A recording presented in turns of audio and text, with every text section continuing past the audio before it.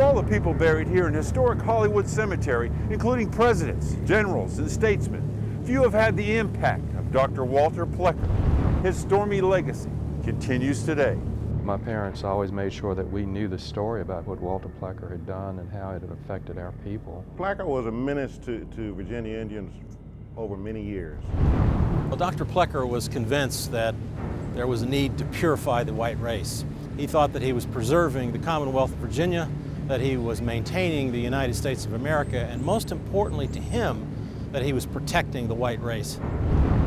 For 34 years, starting in 1912, Dr. Plecker was the director of the state's Bureau of Vital Statistics, carefully compiling birth and death records. Anyone who had one drop of other than white blood was listed as colored. They were mongrels, in his view. Plecker was relentless. With great energy, he compiled lists and wrote letters chastising whites who applied for marriage licenses with those Plecker thought were impure. There's no question that Plecker was incredibly aggressive about using the few prerogatives the law gave him to register people. He used those prerogatives really to threaten people, to coerce them. Dr. Plecker once boasted that he had a list of people by race that rivaled that list that was kept by Hitler of the Jews.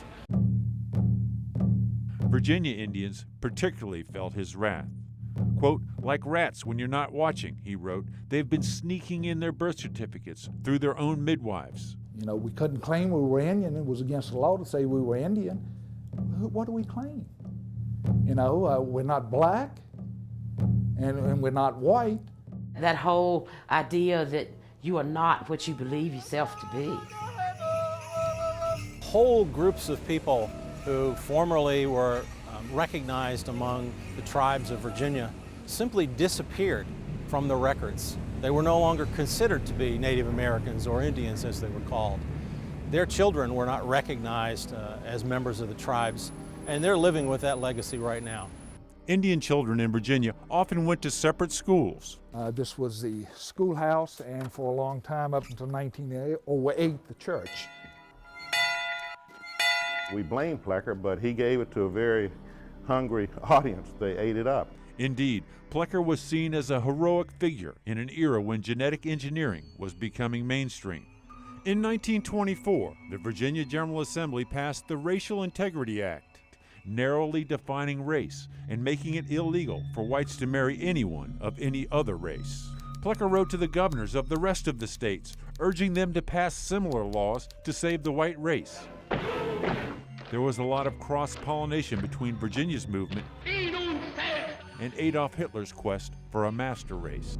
The Racial Integrity Act stood until 1967, when the appropriately named Loving case about an interracial couple led to a U.S. Supreme Court reversal.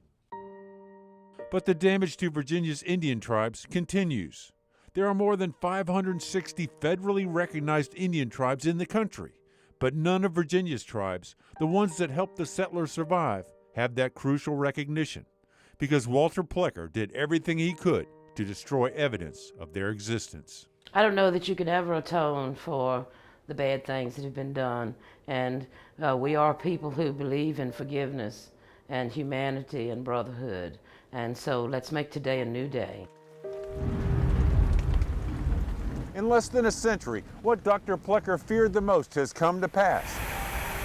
I'm sure that Dr. Plecker would be shocked to walk through a city like Washington, D.C., or for that matter, downtown Richmond, and see that there were people of different races walking hand in hand. It wasn't the world that he looked forward to. He really looked forward to a very different, much more restricted world.